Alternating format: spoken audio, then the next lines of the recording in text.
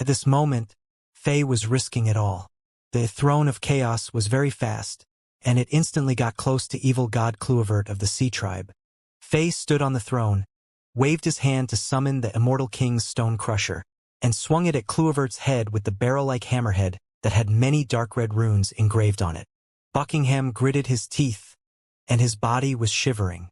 He wasn't sure if it were fear or excitement, but he didn't hesitate.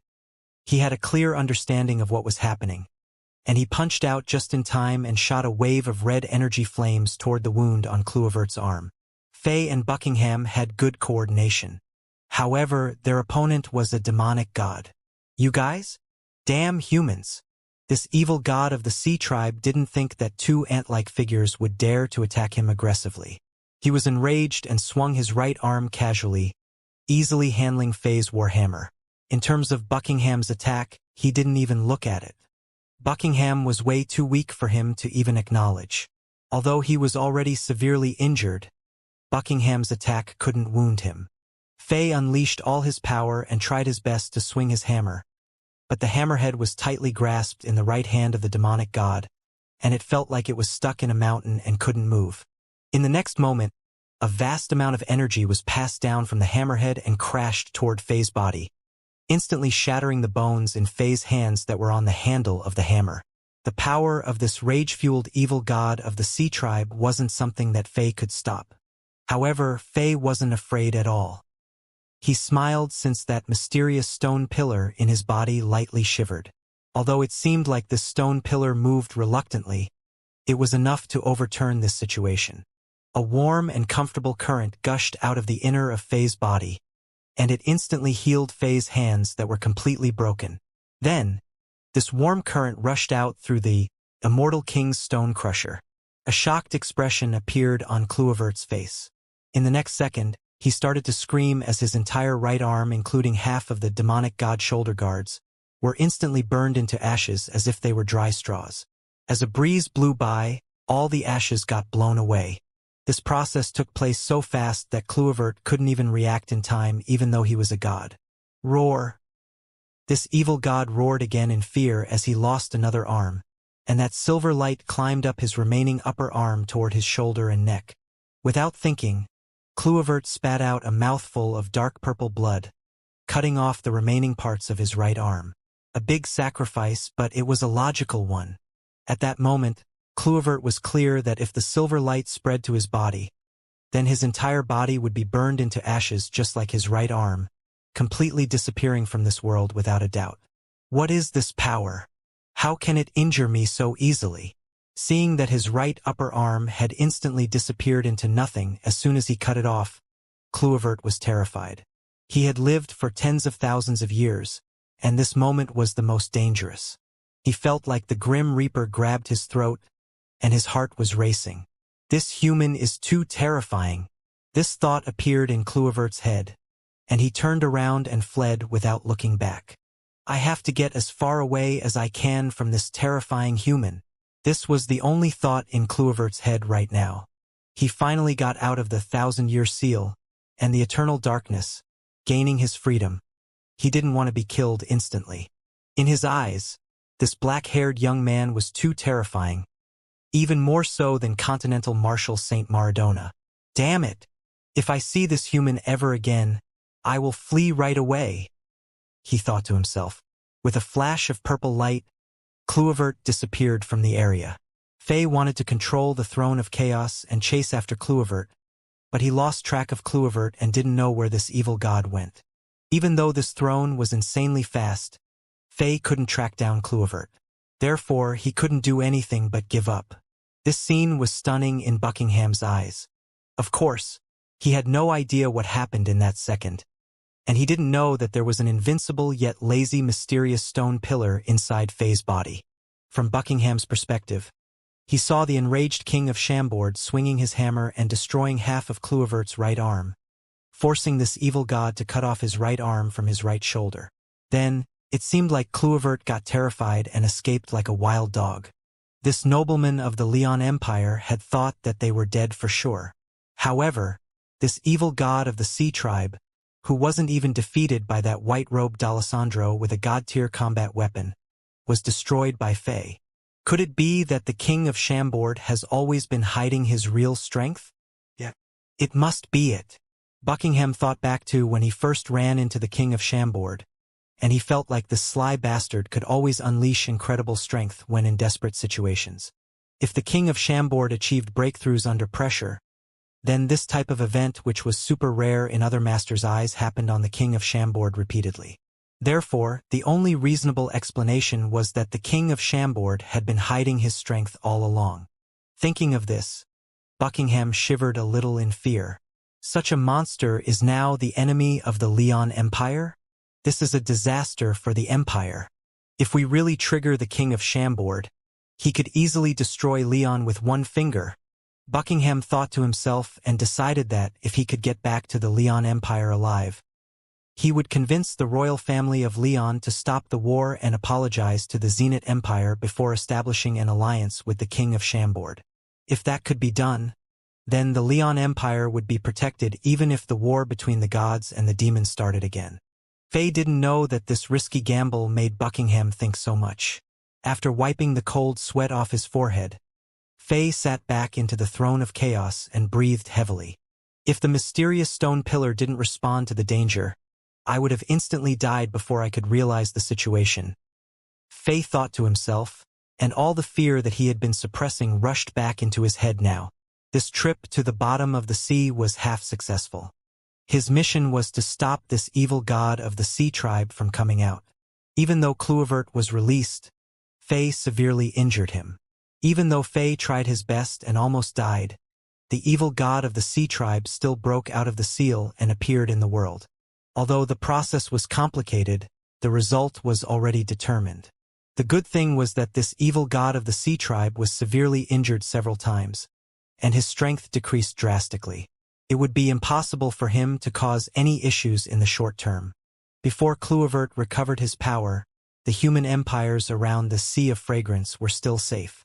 Except for stopping Kluivert, this trip to the bottom of the sea was also very beneficial to Fei. For the first time, the king realized that there were higher realms above peak burning sun. This came as a huge shock to Fei. It also brought up a critical issue that Fei was going to face soon. After passing hell mode in Diablo World, it seemed like the power of his golden finger would come to an end. How should he increase his strength afterward? If that were the end of his cultivation path, then he could never stand at the peak of the world. Of course, seeing the impressive Continental Marshal Saint Maradona was also one of the rewards that Fei received. Although it was only a quick glimpse at Maradona's vague shadow, it was enough for Fei to understand that the humans had someone as powerful as the gods. As the wind blew by, the sun was already setting on the horizon.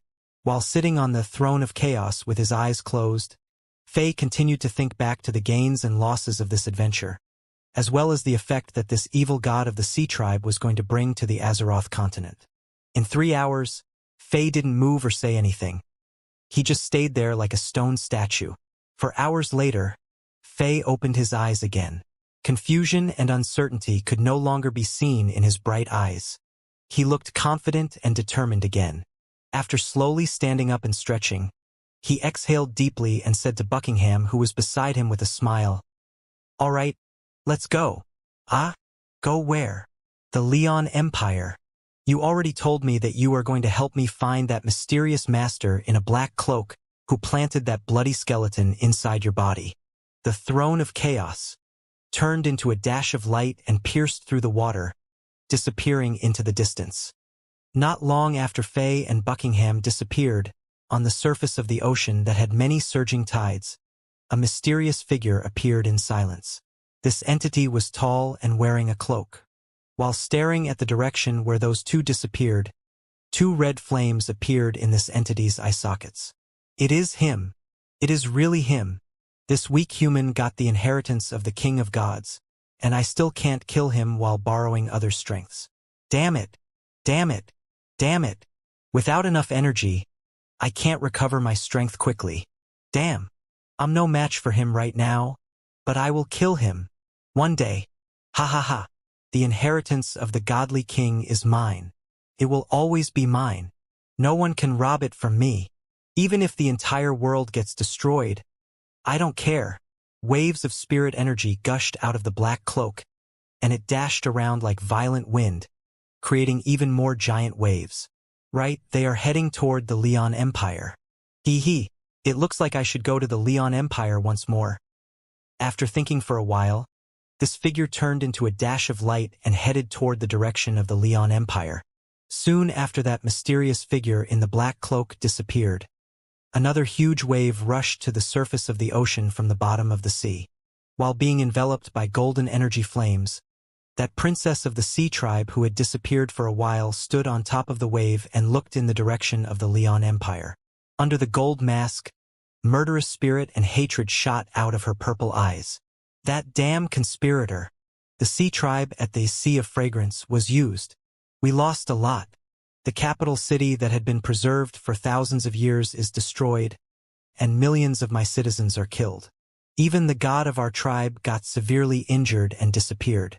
The continent today is even more dangerous than thousands of years ago. Has the world changed that much? Is the sea tribe no longer on the top of the ladder? I need to wake up the tribes at the other sea areas and persuade them. We need to use the force of the entire sea tribe to redeem our honor and glory. After this princess of the sea tribe thought back to what had happened, reflected on herself, and re-strategized, she divided the seawater and dashed back into the sea. Then, no one else appeared on the sea surface. The chilly wind was blowing under the gloomy sky, and the sea waves got higher and higher. As the black seawater continued to move around aggressively, some corpses of the vicious members of Sea Tribe floated to the top of the ocean, and it looked like a watery hell.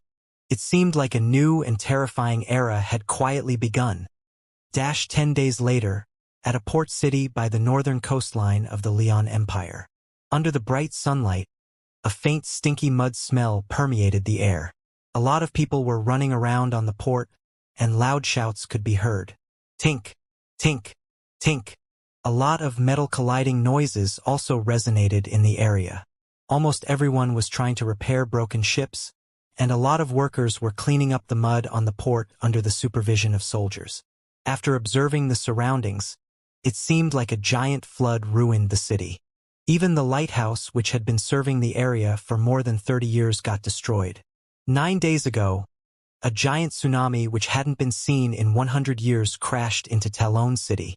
The waves were more than several hundred meters tall, and they almost instantly destroyed the port. The fishermen and the navy of the Leon Empire were severely harmed. Under the rough estimation, more than 10,000 people died in this tsunami, and the entire administrative system in the city is disabled right now. Buckingham came back and reported to Faye after he went around the city and got information. The two of them only finished their journey on the ocean about 10 minutes ago, finally getting to this port. Under the free guide of Buckingham, they decided to come to the most northern city of Leon, Talon. According to Buckingham, this city was the commerce center of the northern region of Leon, and this was the biggest port of the empire. Various merchants came and went from this port, and it was convenient to get around. This was the best place to collect information. After hearing the information from Buckingham, Faye fell silent. It was clear that this giant tsunami, which was rarely seen, was caused by that insane battle at the bottom of the ocean.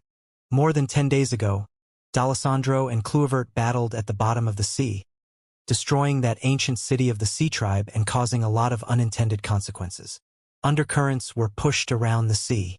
Although the power of the undercurrents was less than 1/10 as before when they reached the land, it was still devastating for the mortals who didn't expect this.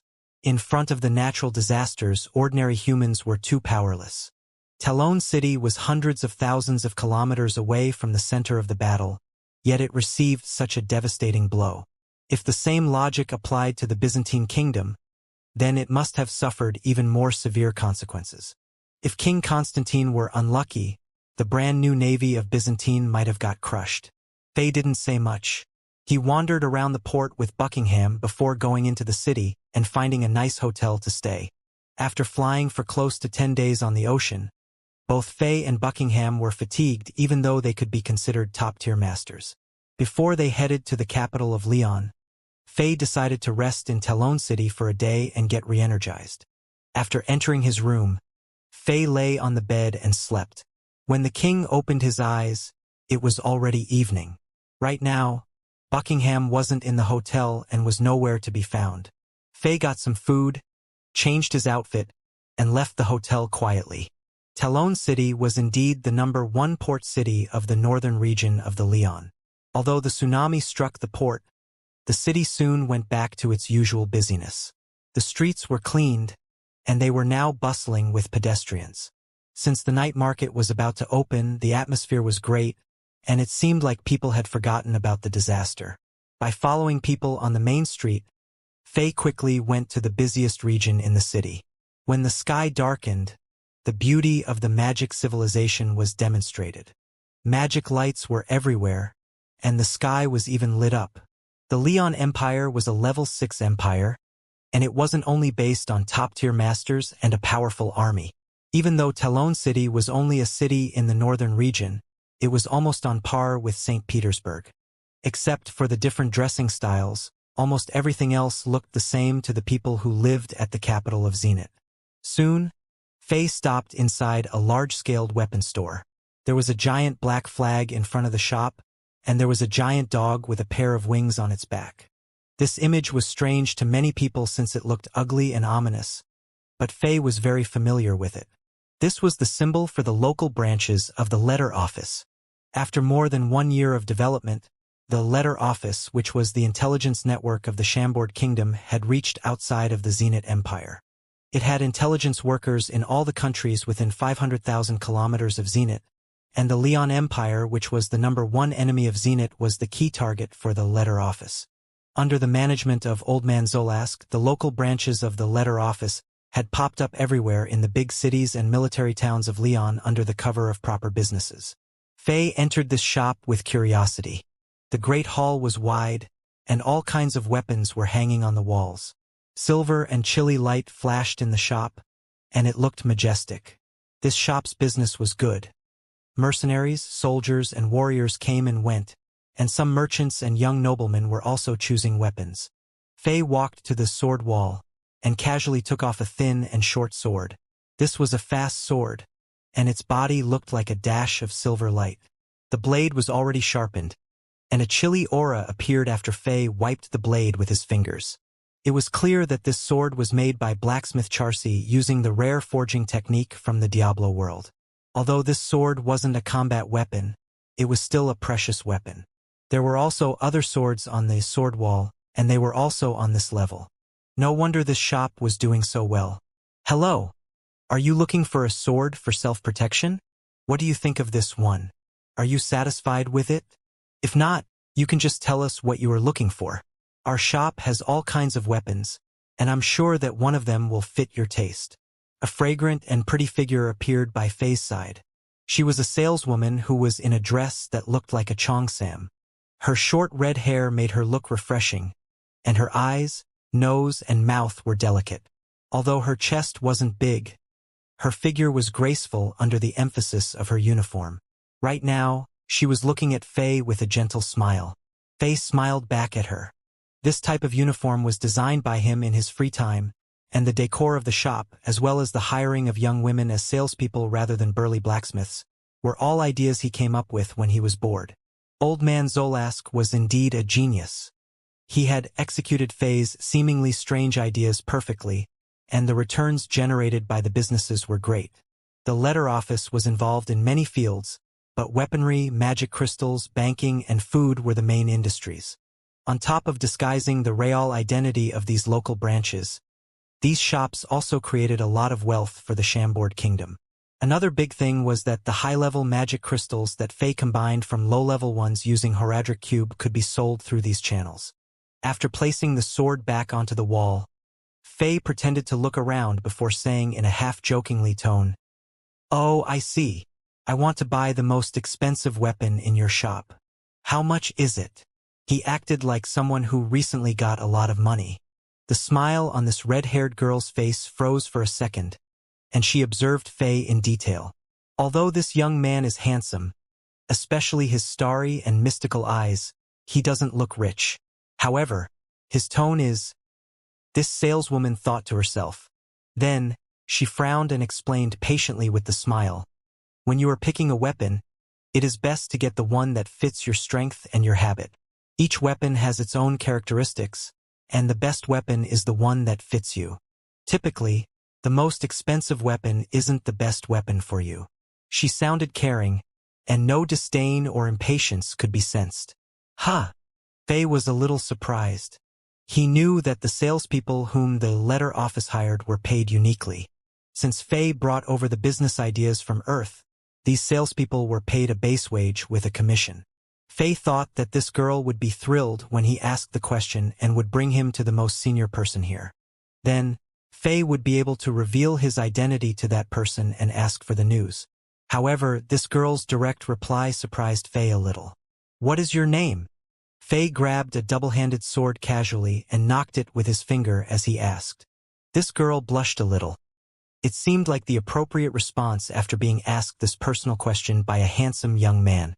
Seeing that Fei didn't pay attention to her and was observing the sword, she quickly hid her embarrassment and replied, "Grace Ellen."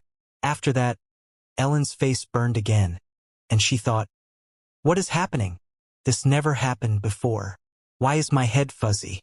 When I look at this man's bright and expressive eyes, my heart races on its own." "Grace Ellen. Nice name. Alright, Ellen, I want to see your manager. Is that possible?" Fei asked as he placed the double-handed sword back onto the wall. "Eh? This? You can?" Grace Ellen replied with a smile while acting calm. However, she was quickly surprised by her own answer. "Damn it! What are you saying, Ellen? Are you dumb?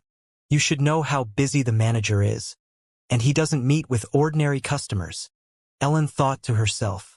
She was planning to say no, but she somehow blurted that out. It was the opposite of what she wanted to say. "Thanks a lot. Please lead the way," Fei replied with a smile. "Ah? This? That? Okay." Ellen murmured. "Damn it. I'm done," she thought as she pinched herself. She felt like she was under a spell and couldn't refuse this handsome young man. Every time she was about to say no, something different came out of her mouth. After walking past the busy crowd and climbing the stairs, they reached the 4th floor and stopped in front of a room in the center which had a large red door. While they were climbing up, Ellen felt like she was going to get fired, and all her coworkers were looking at her in surprise. "Knock! Knock! Knock! Please come in!" A dignified voice sounded from the inside. Grace Ellen was about to cry. She lightly pushed open the door and led Fei inside. She nodded at the white-haired senior who was sitting behind the desk which was placed before a floor-to-ceiling window and said nervously, "Manager Kane, this guest, he wants to see you." Manager Kane had whitish-silver hair, and he looked thin. However, he didn't look old. He was wearing a black suit which was popular in the Leon Empire, and he had a pair of gold-framed crystal glasses on his nose. He looked graceful yet energetic, seeming like a noble. However, his bright eyes behind the crystal glasses looked calculative. Hearing Ellen's words, he looked at Fei in surprise. Then, he looked back at Ellen who was blushing with her head lowered, and a trace of anger appeared on his face. However, he didn't express his emotion. With a bright smile, he waved his hand and signaled Ellen to leave before standing up and greeting Fei. Then, he asked with a confused expression, "Sir, you are?" "In the letter office, except for Old Man Zolask and Young Man Modric, only a few top-level officials knew that the organization belonged to the Chambord Kingdom, and most of them didn't know the big boss, Fei. Although Kane was responsible for the business in Talon City, he didn't know who Fei was." Fei smiled and sat on the fancy Nara wood chair on the other side of the desk, not saying a word. However, his spirit energy already spread out and scanned the room. At least 6 Moon-class magic arrays were placed in the room, and there were 2 small teleportation arrays, 2 secret tunnels, and 6 5-star warriors in the hidden compartment. This room was very secure. Even if the official military of Leon came to siege this building, this setup would give Kane enough time to destroy all the documents before leaving this place using either the teleportation array or the secret tunnel. The professionalism that the letter office achieved was beyond Fei's estimations. "Sir, why are you looking for me? Please speak." Kane frowned slightly. His intuition told him that this young man in front of him was powerful and dangerous. Therefore, he moved his right hand to his back and made a hand gesture. If anything went wrong in the next second, the magic arrays would be activated, and the warriors hidden in the compartment would attack. Fei had noticed all this already. With a smile on his face, he opened his palm and revealed a delicate black token. It was made from pure black stone essence, and it was in the shape of a black dog. It was made by blacksmith Xianxia, and it was lifelike, making others feel like it was alive. "Ah, you are..." Cain was shocked.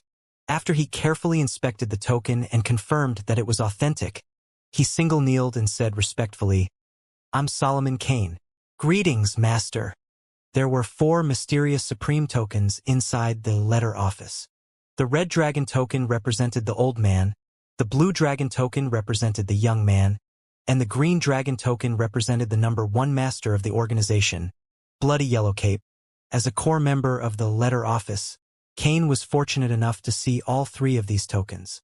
Only the creator of the organization and the mysterious ruler had a black dog token, and it had never appeared before. Cain thought that he would never get to meet this legendary ruler. But this man unexpectedly appeared in front of him today.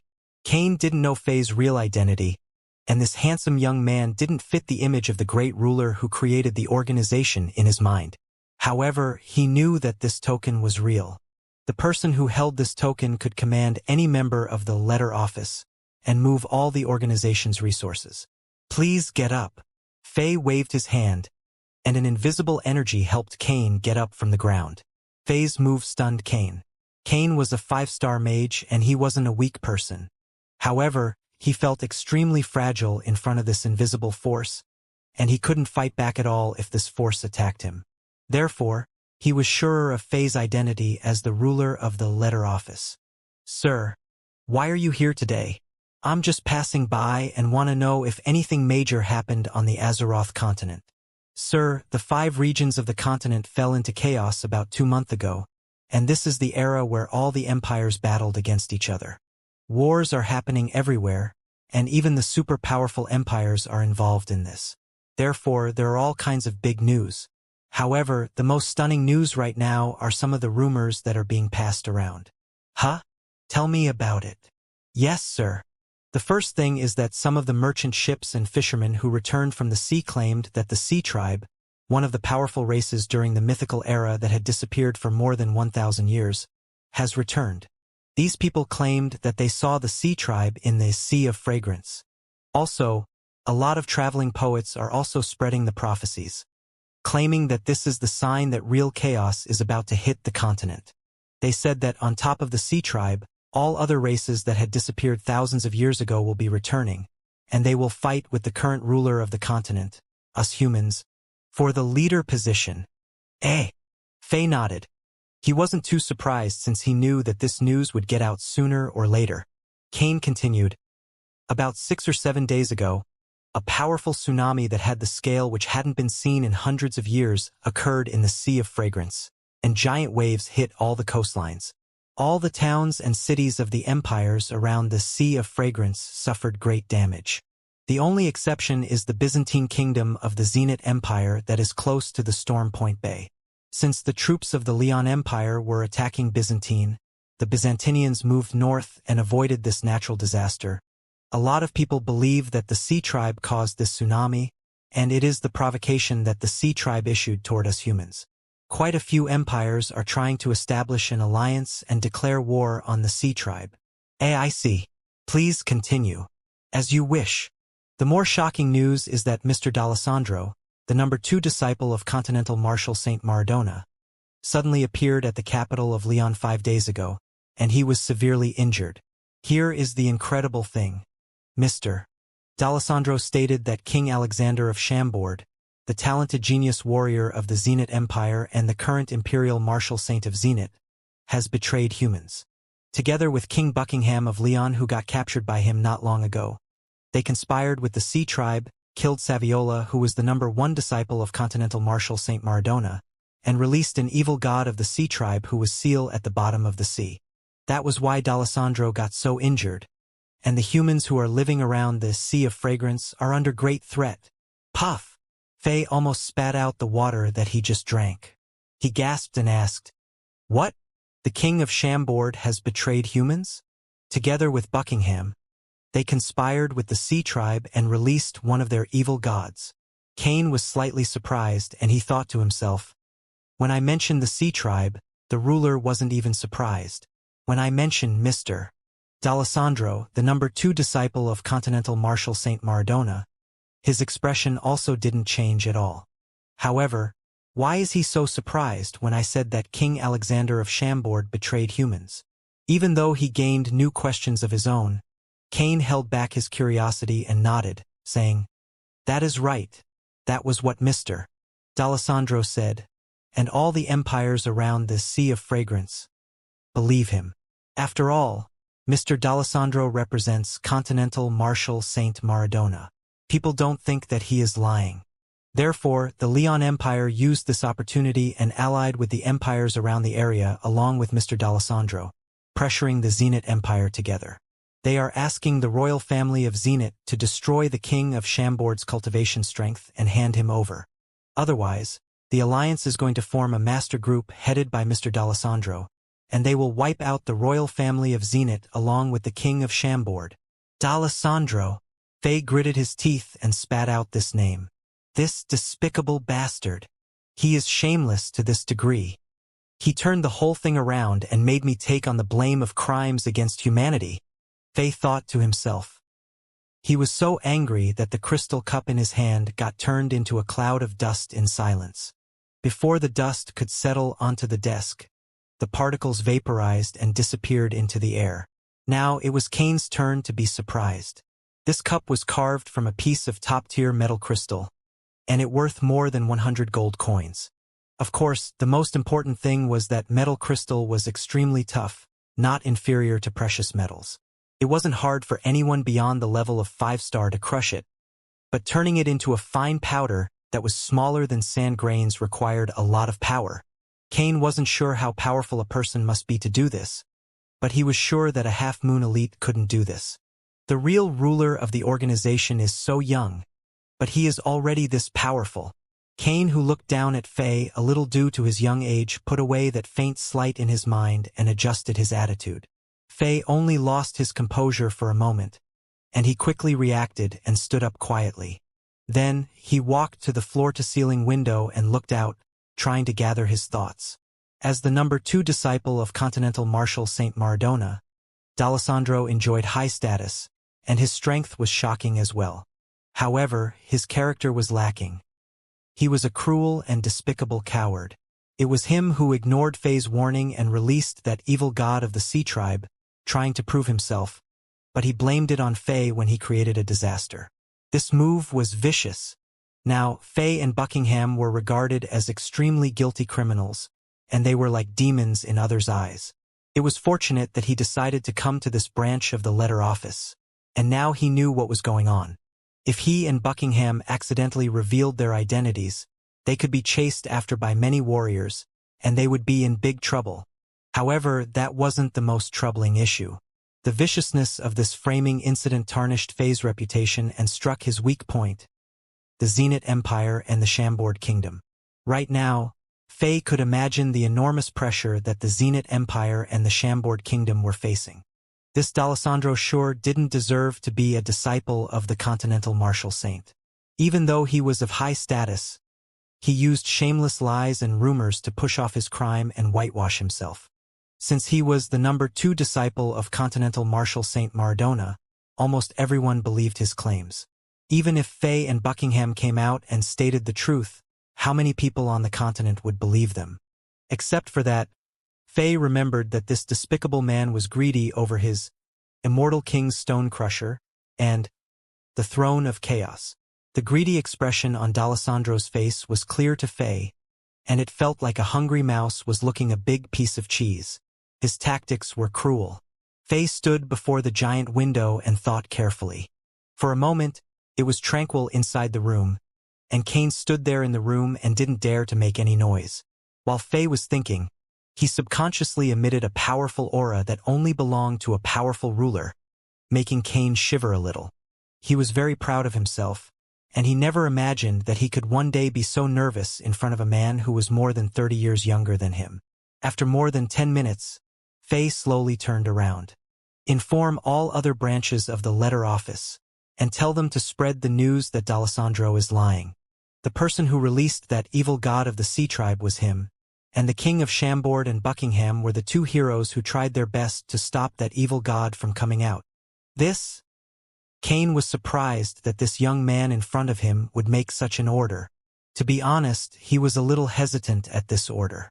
Right now, the people who resided around the Sea of Fragrance were stirred up, and they wanted to capture the king of Chambord and Buckingham, who were the two criminals. If they chose to go against the public, it was not different from pouring oil onto a burning fire. The letter office would instantly become the target for the angry crowd, and it would suffer huge losses. Faye smiled when he saw the puzzled look on Kane's face. I know what you are worried about. When spreading this information, there is no need to declare your identity. Things like rumors are like wild plants. Once you plant the seeds, they will quickly grow and mature. Just let old man manage this. Kane instantly blushed and thought, what is going on with me today? I didn't even see through such a basic concept. I acted this way in front of the real ruler of the organization, and it is bad. After thinking about this, he quickly nodded and accepted it. After thinking for a while, Faye added, also, when spreading the information, say that the evil god of the sea tribe was already severely injured by the king of Chambord and King Buckingham of Lyon using an ancient array at the bottom of the sea. For a short time, this evil god won't cause any trouble for the humans. Kane froze for a second before asking, is it true? Ha ha ha ha. Of course.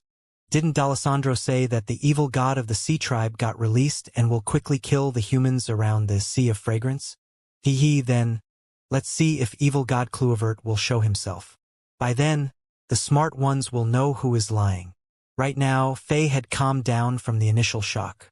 Even if the letter office spread this news, it wouldn't instantly clear Faye and Buckingham's reputations. However, it would plant seeds in people's minds, and these seeds would one day be very useful. Also, Faye was very sensitive and noticed one fundamental weakness in D'Alessandro's story.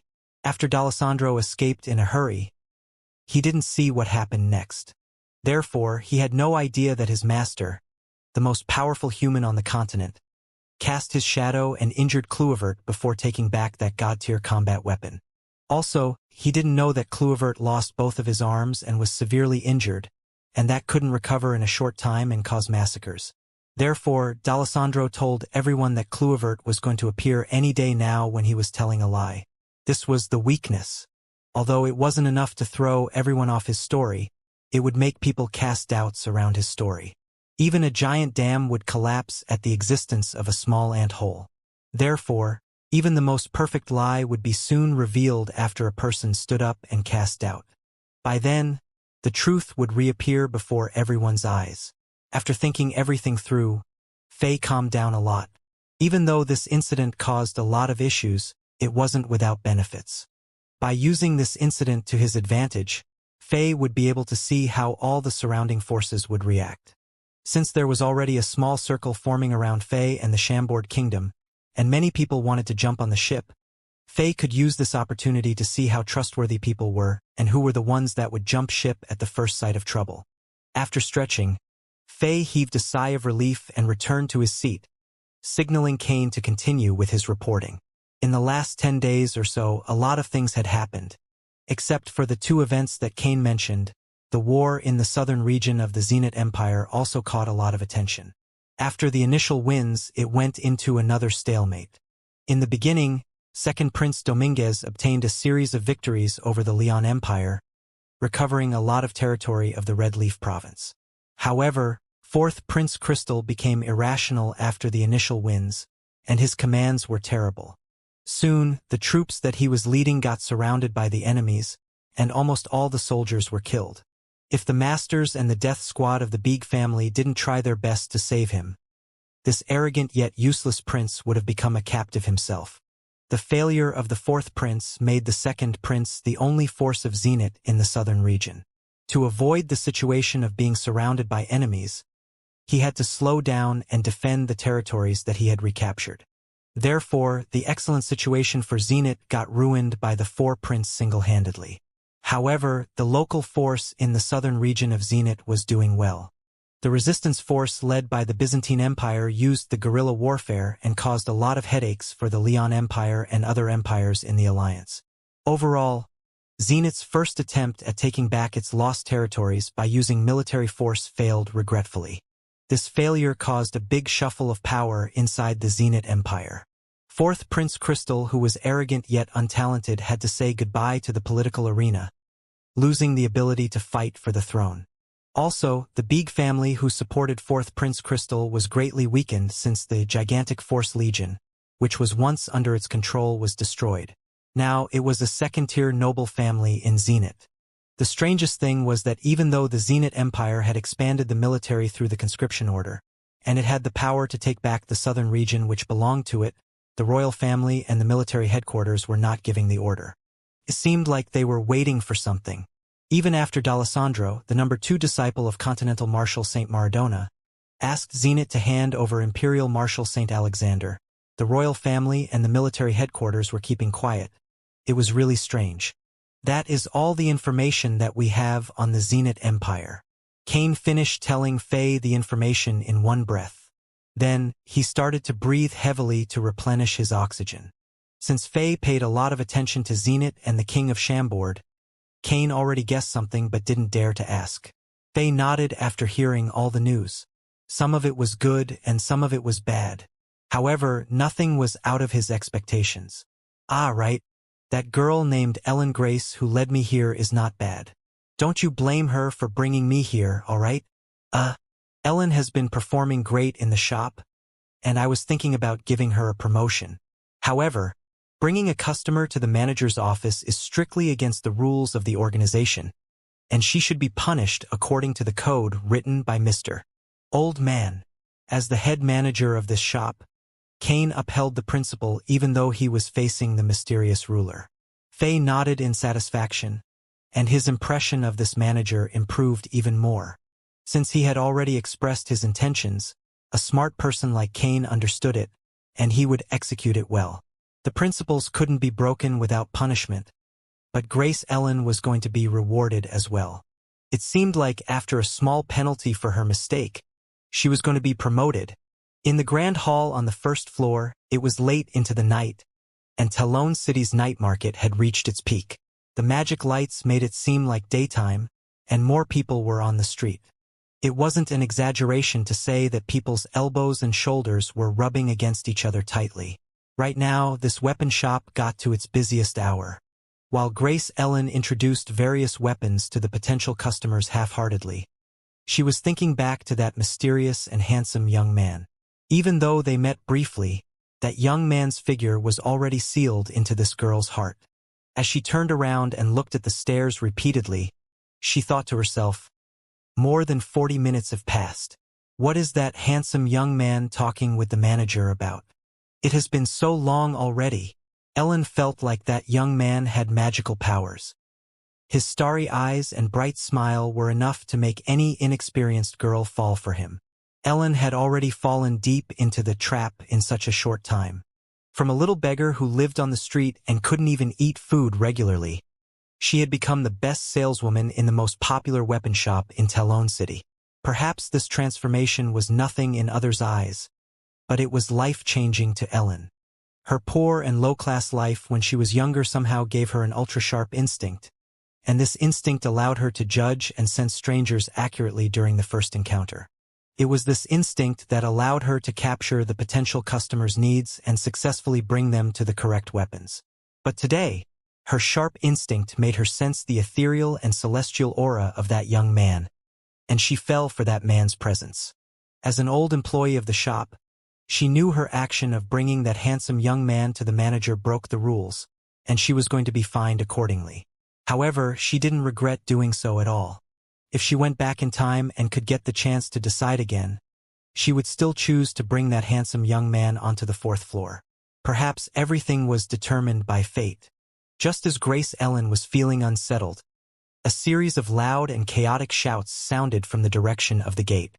Then one of her female co-workers gasped. While the people who were looking at the weapons in the shop all walked to the two sides, more than a dozen warriors in red light armor already charged in and kicked a saleswoman to the ground. Then they started to curse and smash around. Behind these warriors, there was a thin and bald old man, a muscular man who was more than 2 meters tall, and a few military officials in uniforms. Them again? They are pushing it too far. They are here to cause trouble again. Grace Ellen was looking at that thin and bald old man. He was Glazer, the owner of another large-scale weapon shop. 1 year ago, Glazer's business, blade washing shop, was the largest weapon seller in Talon City, and Glazer was one of the most influential figures in the city as a result. However, this man was vicious and greedy, so his shop had a lot of shady practices and cheated and bullied the customers. Soon after, Cauldron Casting Shop, that was supported by the letter office, came to Talon City. The superior service, top-tier quality, and fair prices instantly allowed this new shop to gain popularity quickly. In just a short time, it surpassed Blade Washing Shop and became the #1 weapon shop in Talon City. Of course, Old Fox Glazer was jealous and envious over this. He had been operating in Talon City for many years, and he wasn't willing to be squeezed down by this new force. Therefore, he used many methods to affect Cauldron Casting Shop's business, and the new shop lost a lot of revenue. In fact, even a few employees were injured during the process. However, the people of Blade Washing Shop still came here aggressively. It was clear that they were up to no good. "Nina, go and get Manager Kane," Grace Ellen quickly said to one of her coworkers who was in a state of panic. Then, she gritted her teeth, suppressed her fear, and walked toward those warriors who were smashing the shop forcefully. She wanted to delay and possibly stop these fierce warriors before Manager Kane got here. After about 40 minutes, Faye already got all the information that he needed. Just as Faye was about to get up and leave after declining Kane's offers of accommodations, a series of footsteps sounded outside the door, and a series of rushed knocking came next. Before Kane could tell the person outside the door to come in, a girl who was in the store uniform rushed in while panting. Her face was round like an apple, and some cute freckles could be seen on her face. "Kane, Manager Kane, please come down. That old fox Glazer is here to cause trouble again. Some of our people are injured," this girl with freckles said in panic. Kane frowned and cursed in his mind. What the fuck is going on? So many things are happening. However, he didn't dare to make any decisions while Faye was here, and he looked at Faye with an awkward expression. "Huh? It seems like we have quite a lot of enemies. Let's go and look. Who dares to cause trouble here?" Faye smiled and walked downstairs. Kane heaved a sigh of relief, wiped off the cold sweat on his forehead, and walked behind Faye. When he was with this young ruler, he was sensing an enormous pressure all the time. He never felt this way when he was facing the two legendary leaders, Old Man and Young Man. However, since the ruler is here today, we might be able to solve the issue with Glazer, who is a sly and vicious fox, eliminating one of the headaches of Cauldron Casting Shop once for all. That round-faced girl with freckles followed behind them quietly, and she was wondering why Manager Kane, who was quite powerful in the city, was so respectful and a bit fearful toward this handsome young man. Soon, the three of them came to the first floor. While they were walking down the stairs, Kane used the most concise words to tell Faye the entire story. Right now, the grand hall on the first floor was packed with people, and most of them were curious customers who wanted to see drama. Since most of them were fearless warriors, they didn't mind the bloody fight scenes. Also, they all heard about the direct and hidden fights between Blade Wash Shop and Cauldron Casting Shop, so they gathered here to watch the show. In fact, even the street outside the shop was filled with people. Slap! Right after the slap, a girl screamed in pain, and an arrogant shout sounded, "You are just a dirty worker. How dare you stand in front of me and talk? Fuck off. Tell that damn old Kane to get out here. You guys don't just stand there. Smash everything. Let everyone see what kind of trash that Cauldron Casting Shop is selling." Faye's eyelids twitched violently. This was one of Faye's habits, and it would occur subconsciously when the king was mad. That's right.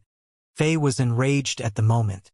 He could tell that the girl who got slapped was Grace Ellen, the talented saleswoman who led him upstairs. This red short-haired girl who was direct and kind like an elf left a good impression in Faye's mind. However, before he could thank her, she got attacked, and her face swelled. After making a path through the crowd, Faye and Kane walked to the center of the confrontation. Quickly move. The big figure is here. Do you see him? That white-haired old man? He is the manager of Cauldron Casting Shop, Solomon Kane. It is rumored that he is a 5-star mage. He isn't someone who should be messed with. This time, we are in for a treat. Hey, even Kane can't do anything. This time, this old fox glazer came prepared. He came in and ordered his men to smash the shop. It is clear that something else is happening. It seems like Cauldron Casting Shop is going to lose a lot this time. Perhaps it has to close the store in Talon City. Yeah. Do you see those sneering military officers behind Glazer? They are the henchmen of the Castellan. They are here to back Glazer. It seems like the Castellan is on the side of Blade Washing Shop. What do you know? This old fox was cheating all the shoppers and doing shady stuff. Without consent from the Castellan, do you think he dares to do so? After all, he is only Castellan Henry's dog. Ever since Cauldron Casting Shop took Blade Washing Shop's business, the Castellan has been enduring it. Now it seems like he is going to... Huh? Who is that young man in white? Why can't I see his face? Something is blocking my vision. However, it seems like he is of high status based on how Kane is treating him. Where is he from? Could he be Cauldron Casting Shop's reinforcement? His is too young. What can he do? Even if a god is here, Cauldron Casting Shop can't flip the situation around. Ah, such a pity. The saleswomen of Cauldron Casting Shop are all young and beautiful. After Cauldron Casting Shop closes, Old Fox Glazer probably won't let them go and will ruin them one by one. The crowd murmured to themselves. Among them, there were quite a few hooligans who had stayed in Talon City for many years, and they understood the entire situation. They could tell that Old Fox Glazer endured Cauldron Casting Shop for so long and finally attacked, meaning that the latter was well prepared. Unless a miracle took place today, Cauldron Casting Shop would be in big trouble. In the middle of the confrontation, for saleswomen were knocked to the ground, and they were surrounded by the warriors in red who were sneering. Several shocking red handprints were on Grace Ellen's white cheeks, and her face was swollen. Even though several streaks of blood slid down her face, she was still stubborn and opened her arms, protecting other girls behind her as she stared at the old and bald Glazer who was laughing arrogantly. As soon as Faye arrived downstairs, he used the laws of nature to blur the space around his face. This way, no one below the realm of Sunclass would be able to see his face. By doing this, Faye wouldn't bring trouble to the letter office. After all, most people believed that Faye committed a crime against humanity. If someone discovered the connection between him and the letter office, then all the proper businesses of the letter office would be smashed and robbed. Even though Faye was in another world different from Earth, it didn't lack riots and protests. After signaling Manager Kane to deal with the situation, Faye walked toward the girls who were surrounded by the warriors in red armor. Hey, stop! Who the fuck are you? FK off. Damn it. Ouch. Do you want to die? 3 warriors saw Faye walking over and wanted to stop him by attacking him instinctively. However, as soon as they punched, they were knocked back and rolled on the ground. It seemed like this young man in white had a layer of bouncy protection around him. The 4 girls who were crying behind Grace Ellen were shivering on the ground. Even though they were angry, they were all girls from ordinary families and never experienced such hard confrontations. Therefore, they were too terrified to do anything. Only Ellen, who was brave, suppressed her fear and protected her friends with her thin arms even though she was shivering herself. Right now, the girls looked like fragile birds who were caught in a massive storm, making others feel bad for them. Does it still hurt? Faye sighed and squatted down before helping these girls to get up one by one. When he saw the clear red handprints on Ellen's face, he couldn't help but feel sorry for her. The person who attacked her was merciless, and her smooth and cute face was almost deformed after being hit. Ellen looked up at Faye with a blank expression. After a few seconds, this girl finally came back to her senses after the laws of nature that were blurring Faye's face toned down a little toward her. She saw Faye's face and starry eyes, and Faye's expression and tone were caring and gentle. "Ah, it is you?" Ellen finally recognized Faye. However, the few words she said pulled on the swollen parts of her face. The pain made her cry subconsciously, and she couldn't speak anymore. Faye signaled her and told her not to speak. Then he placed his hands on this girl's cheek, and a streak of golden energy appeared on his hands and glided by.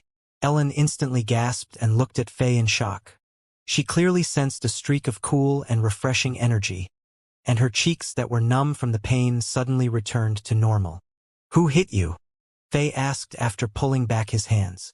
"Ah, you. It is okay, you need to go. What is happening here isn't relevant to you." As if she suddenly thought of something, Ellen quickly tried to get Faye to leave. She was smart and knew that this was a huge trouble for Cauldron Casting Shop, since that old fox Glazer decided to smash the shop in daylight. Then he was prepared. It was hard to say if Cauldron Casting Shop could last through this, so she didn't Faye to get involved and be punished. Of course, Faye knew what was happening in this girl's mind. After sighing in his mind, he smiled and asked in his gentle voice, "It is okay. Don't be scared. You just have to tell me who hit you." "It is me." "What? Kid, do you want to be a hero and save the beauties? You won't even know how you are going to die." A loud voice sounded from the side.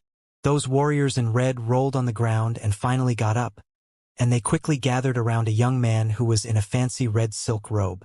This young man was handsome, but his aquiline nose didn't fit his other facial features and destroyed his presence. Also, his small eyes made others feel like he was vicious and cunning. However, he wasn't weak.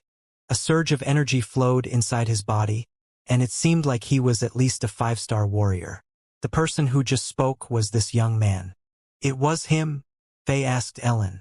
This elf-like girl looked at Faye earnestly. Then, as if she understood something, she nodded firmly. "Ha ha ha. Yuck. I already told you that it was me. Kid, where are you from? Do you want to protect a dirty maid-like girl? Ha ha ha. I think you are seeking death. Ha ha ha. I will give you an opportunity. Use your most powerful strike. Let me see how you—" "Ah, you!" Just as this young man was taunting Faye, he suddenly saw that his opponent turned around and stared at him. Even though that young man in white didn't attack, a vast amount of energy rushed over and forced all the words that he was about to say back into his stomach. Before he could use his 5-star Earth Elemental Warrior energy, which brought him pride, his legs turned to jelly, and he kneeled onto the ground. Then, a series of crackling noises sounded from his knees as if something broke. A series of gasps sounded from the crowd. You, who are you?"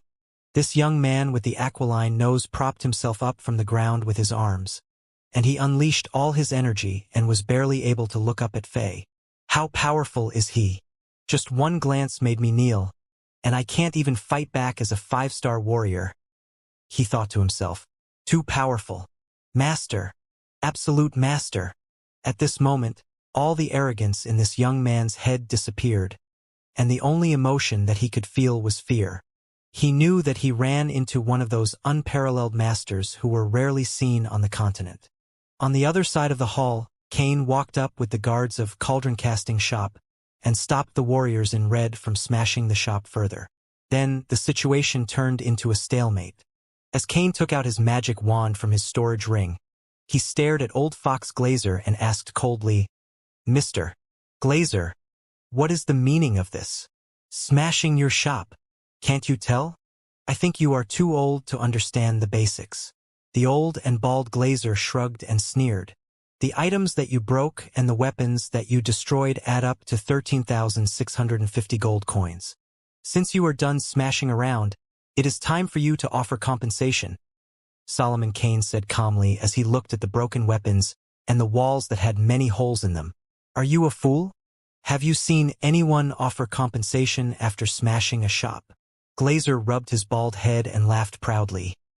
"Besides, we only smashed a small part of the shop. Today, We are going to destroy your shop entirely and arrest you damn foreigners." This old fox was arrogant, and he didn't even try to hide his intentions. "Who gives you the power and right?" Cain frowned and asked. Throughout the whole exchange, he was very calm. However, the blacksmiths and guards whom Cauldron Casting Shop hired were angry, and they stared at Glazer while standing behind Cain. For the last while, Blade Washing Shop played a lot of tricks and injured a lot of their peers. The grudges between the two shops were intense. Right and power? Haha. I don't need the right to destroy a little store like Cauldron Casting Shop. Glazer started laughing as if he heard the most ridiculous joke in the world. After laughing for a while, he suddenly got serious.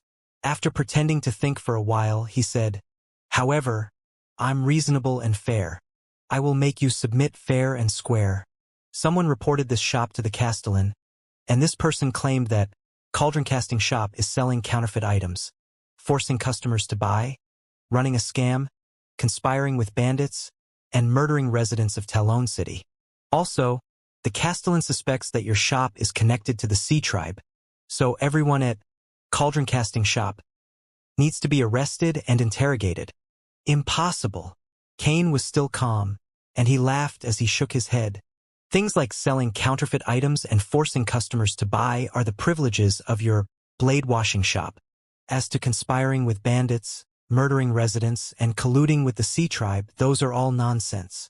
If you want to arrest anyone, bring out the evidence first. You want evidence? I have a lot. Glazer sneered and said viciously, "Hee, when you are being interrogated in prison, I will show them to you one by one. Ha ha ha. Stop wasting time.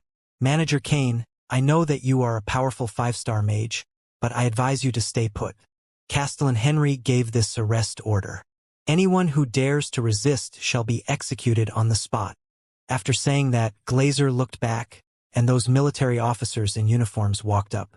They weren't weak, but the most important thing was that they represented the Castellan of Talon. The muscular man who was more than 2.3 meters tall and standing behind Glazer also walked over. Bam! Bam! Bam! While he walked, he unleashed his shocking aura, making others feel like he was a beast from an abyss. As red warrior energy flames flashed around him, the temperature in the hall increased drastically. 6 red star swirls could be vaguely seen on this man's forehead, signaling that he was a fire elemental 6-star warrior. Both in terms of the number of people and the number of masters, Glazer was in the advantage. A cruel expression appeared on Glazer's face. This thin and bald old man enjoyed the feeling of making his opponents feel desperate. Ever since Cauldron Casting Shop came into the picture about a year ago, Glazer had lost a lot of profit. If it weren't for Castellan Henry, who wanted to wait and see if this new shop had a great background, Glazer would have tried to kill all these foreigners right away. After enduring this for more than half a year, he finally convinced Castellan Henry to launch this operation. Glazer couldn't wait to torture the old mage in front of him who had gone against him for a long time. Also, he was planning to enjoy the bodies of these young saleswomen in Cauldron Casting Shop. Glazer had to admit that he admired Cain for this. The latter was able to find so many pretty girls from the poor neighborhoods and train them to become great saleswomen. Just as Glazer thought that the destruction of Cauldron Casting Shop was set in stone, something unexpected happened. Boom! Right after the loud noise, gasps sounded from the side. Glazer turned around and saw that 5-star warrior on his side kneeling in front of a young man in white. He had never seen this young man before. That warrior on his side kneeled so hard that 2 large dents could be seen on the cracked stone floor, and blood flowed out of his knees and slowly filled the spiderweb-like cracks. Even an idiot would know what was going on. When Cain just walked downstairs, Glazer saw this young man in white. However, he ignored this young man, thinking that the latter was only an insignificant servant. Therefore, he was surprised to find out now that this young man was a powerful master. For some reason, a bad feeling appeared in his mind, and he couldn't stop it from spreading. Grace Ellen gasped at the scene. She didn't expect Faye to be such a powerful master. Although she didn't have any warrior energy or magic energy, and she had no supernatural abilities to sense the pressure that only warriors and mages could detect, Her crisp instinct told her that this handsome young man had unparalleled strength. The people in the crowd were more shocked.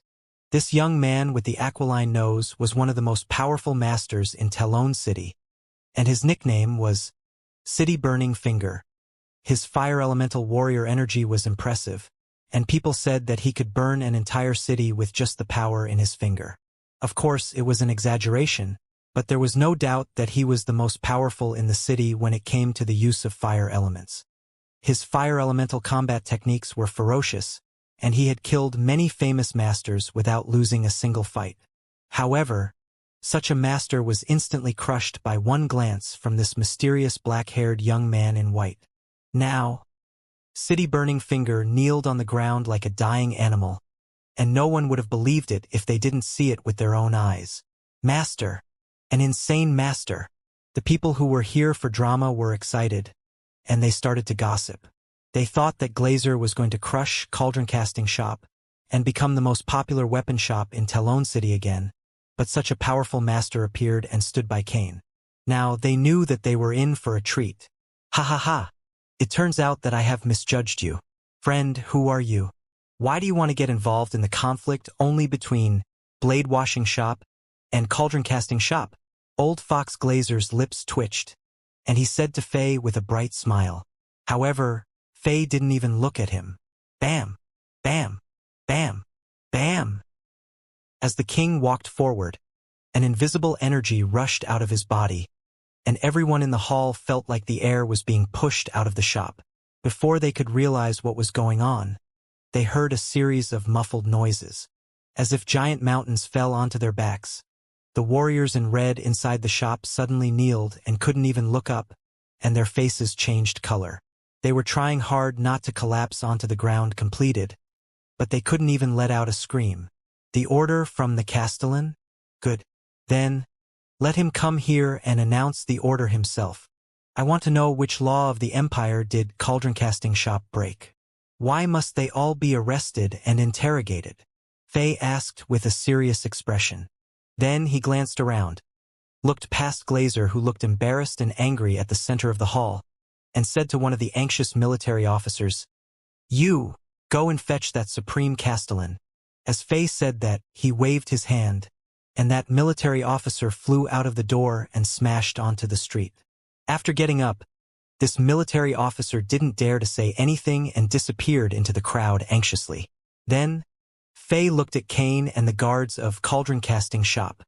With a slight frown, he said, "Why are you still standing here? Go and block the door. Don't let anyone leave and kill anyone who dares to try. Calculate how much money the shop lost and let them compensate 10 times the price." The people in the crowd gasped subconsciously. This is truly arrogant. Compared with this black-haired young man in white, Glazer's arrogance is child's play. They thought, since the ruler of the letter office was willing to step up and take care of the situation, it was the best scenario in Kane's mind. He knew that no one in Talon City could rival with the ruler, so he wasn't worried at all. Therefore, he turned around and gave a few orders. The guards and workers at Cauldron Casting Shop were excited, and they divided the crowd and guarded the windows and doors, stopping anyone from leaving. It was finally time for them to vent their frustration. Although Manager Kane was calculative and rarely made mistakes, he lacked a dominating presence. When facing Blade Washing Shop's provocations, he continued to back off and reserve strength. Even though it seemed like the correct decision, it was frustrating. This black-haired young man in white was mysterious to them, but his overbearing and direct style made them feel thrilled. At this point, almost everyone was able to tell that the status Faye had in Cauldron Casting Shop was higher than Manager Kane. Many people already started to guess that this young man might be the mysterious owner of Cauldron Casting Shop. Since the situation changed drastically, it made old and bald Glazer feel awkward. Friend, there is no need for such trouble. If we bother the Castellan, the military force might even get involved. It won't be good for either of us. Today, it is us, Blade Washing Shop, who did things rashly, and we will compensate for all the losses that we caused. How about we end it here? Even though Glazer was furious, He couldn't do anything but to hold back his emotions and submit to Faye. To this old fox, dignity was worthless. He had lived in this cold world that was ruled by the law of the jungle for a long time, and he knew when he should be arrogant and when he should be soft. He instantly realized that this young man who suddenly appeared was far more powerful than everyone on his side. So it was better off for him to pretend to be nice. Then he could go back and re-strategize. In his mind, he would get back at this young man sooner or later and obtain the payback with interest. However, Faye didn't even look at him. This time, everyone in the audience knew what was happening. They realized that this young man didn't ignore Glazer due to fear. It was this young man's way of saying, "Who the fuck are you? You aren't qualified to talk to me." Seeing this, almost everyone couldn't hold back the laughter. Glazer was one of the bullies in the city, and most people didn't like him. Now, he finally got owned, and the people who were once bullied by him were all excited. Glazer couldn't do anything, so he had to swallow the shame, as various expressions flashed on his face. He wanted to cut Faye into pieces and devour his flesh. However, he held everything inside and smiled, trying to show his gentle side to Faye. After all, a wise man wouldn't act irrationally and fall into a trap. Ah! Roar! At this moment, that giant man behind Glazer couldn't hold it in anymore. His 6-star warrior energy was fully unleashed, and the energy flames enveloped his body as if he were being burned. He casually grabbed a weapon off the floor, and the weapon that was made from purified iron got instantly turned into reddish-black liquid. As this liquid dripped onto the ground with green smokes, black holes appeared on the stone floor. This scene was shocking to a lot of people, and the crowd gasped. To the ordinary people and low-level warriors, this scene was even more terrifying than the invisible pressure that was coming off Faye. After doing all that, this strong man sneered and provoked, "Mr. Glazer is willing to settle this with you, and you should feel lucky. What are you being arrogant about? I have seen people who are more arrogant than you, and they were all arrested and captured. Guess what happened to them? Their limbs were cut off, and their genitals were severed as well. In the end, they begged for mercy like poor dogs. If you don't want to die too gruesomely, just let us leave, and this will be it." Ha! Faye finally turned around to look at this man, and he shook his head and said, "It is a pity." The strong man was stunned, and he asked, "What do you mean?" "It is a pity that you have the strength of a powerful warrior. You are a 6-star warrior, and you are in the middle to top tier star level. Even if you can't be a hero, you can be a good mercenary and earn a living that way. However, you decided to work for bad people and create trouble for others. It is a pity that you are like a slave to a lowlife. You are seeking death." This strong man was enraged, and he tried to grab Faye's neck quickly with energy flames around him. The girls such as Ellen finally calmed down a little, but they gasped again at this scene. Faye smiled and blew out a mouthful of air. Something unimaginable occurred. The terrifying energy flames around this 6-star warrior suddenly became very fragile. The energy flames were enough to melt iron, but they were completely extinguished by this young man's light blow as if they were faint candlelight. His body froze for a second, and this giant man was also blown away by at least 4 to 5 meters, after smashing onto the ground and landing by city-burning finger's feet. He started to cry in pain as if he were a pig that was being slaughtered. "Ah, no. Ah, my warrior energy. Why can't I feel anything? You are too cruel. You destroyed my warrior energy star swirls. You destroyed my future." This giant man shouted and tried to get up, but he wasn't able to and looked like his muscles were gone. Everyone's mouth opened wide, and the sound of saliva dripping onto the ground could be heard. What was happening in front of them was beyond their imagination. One light puff of air is enough to destroy a 6-star warrior who is one of the top masters in the city. Is this young man in white a god? People thought to themselves. After blowing the air, Faye said lightly, "Since you are not putting the 6-star warrior energy into good use, I will take it back." Glazer was scared right now. The last bit of desire for revenge disappeared in his mind, and he wished that he wasn't here in Cauldron Casting Shop today. He wanted to believe that what was happening was just a nightmare, so that all of this would disappear when he reopened his eyes. Unfortunately, this nightmare was continuing. The black-haired young man in white was beyond powerful, and he was direct and merciless as well. Now, Glazer knew that he kicked an iron board this time, and even Castellan Henry couldn't do anything if he got here. Destroying a 6-star warrior with only one puff of air? How powerful must he be? Even though Glazer didn't know any combat techniques, he was sure that no one in Talon City was able to rival this young man. At this moment, Glazer didn't want the Castellan to get here. That greedy bastard is vicious and views his dignity as something really important. He can't bend and act soft like me. If he offends this powerful master, the entire Talon City would bleed. My life would be under threat as well, Glazer thought to himself. At this moment, a series of metal gliding noises sounded. As people gasped, the crowd moved aside quickly to make a path. Teams of soldiers in shining armor rushed through the street and surrounded Cauldron Casting Shop like a red flood. Then, a team of cavaliers charged over with their weapons raised. A murderous spirit instantly appeared in the area. That military officer who was knocked away by Faye and left without daring to say a word had now changed into fancy magic armor and rode a white horse. As he dashed forward, he shouted in high spirits and led the way. "The Castellan is here! The Castellan is here!" He had gotten Castellan Henry, the person who was behind all of this, to come. Seeing the Castellan moving so many elite soldiers of Leon and not his private guards, people knew that the situation was getting out of control. Therefore, the timid people already started to move back and got ready to leave. Everyone knew that Castellan Henry was vicious, cruel, and short-tempered. Even when he was in a good mood, he could torture the people who he didn't like on the street. Recently, the tsunami came and caused a lot of damage to Talon City.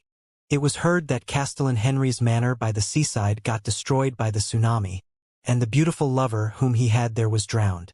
As a result, Castellan Henry wasn't in a good mood, and it was rumored that he had beaten 4 to 5 maids in his mansion to death in the last few days.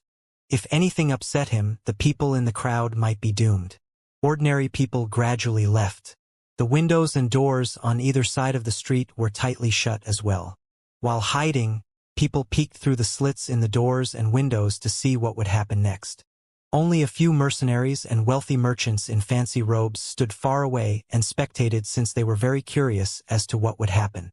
After all, Cauldron Casting Shop had a powerful master, and it might not lose. Soon, Cauldron Casting Shop was surrounded by close to 1,000 elite soldiers.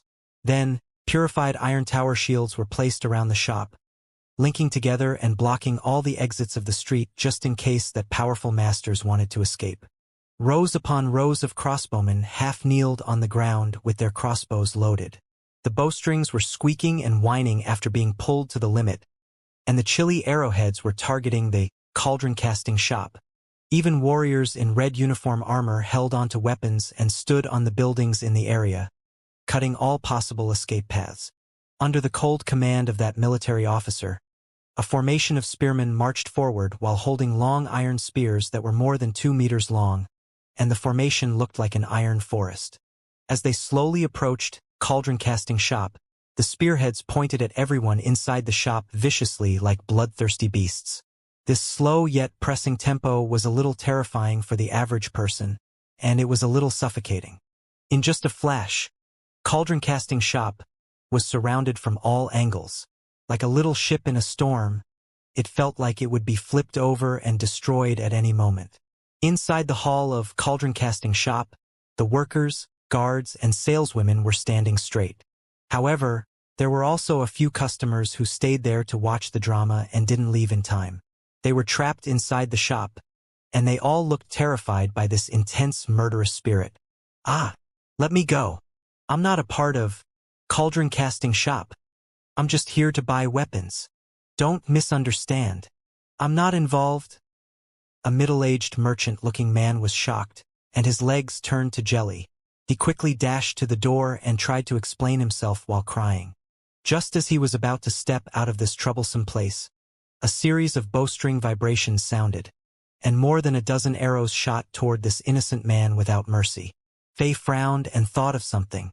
Those 16 thick arrows suddenly stopped in midair before they could pierce through this man's body. That millimeter distance between him and the arrows was terrifying. Tink, tink, tink. The arrows dropped onto the ground and created a series of crisp noises. These noises knocked on people's minds like hammers, and it made the pressing atmosphere even more suffocating. That middle-aged fatty who escaped from the embrace of the Grim Reaper collapsed onto the ground, and he instantly wet his pants due to fear. Ashen-faced, he shivered as he crawled back into the hall and cried loudly. However, despite his fear, he still didn't forget to thank Fei for saving him. Traders in cauldron casting shop, come out under my command. Drop all weapons and let us arrest you. I will give you 10 seconds. If you don't come out in 10 seconds, you will all be charged with treason and executed on the spot. The military officer whom Fei let go early was now arrogant. While riding on the handsome white horse, he shouted as if he controlled the entire situation. Tink, tink, tink. The elite soldiers knocked their weapons on their armor and coordinated with that military officer's shout.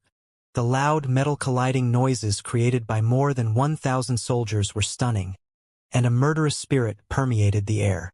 Those who had never been to a battlefield and saw blood couldn't stand this murderous spirit, and they shivered in fear.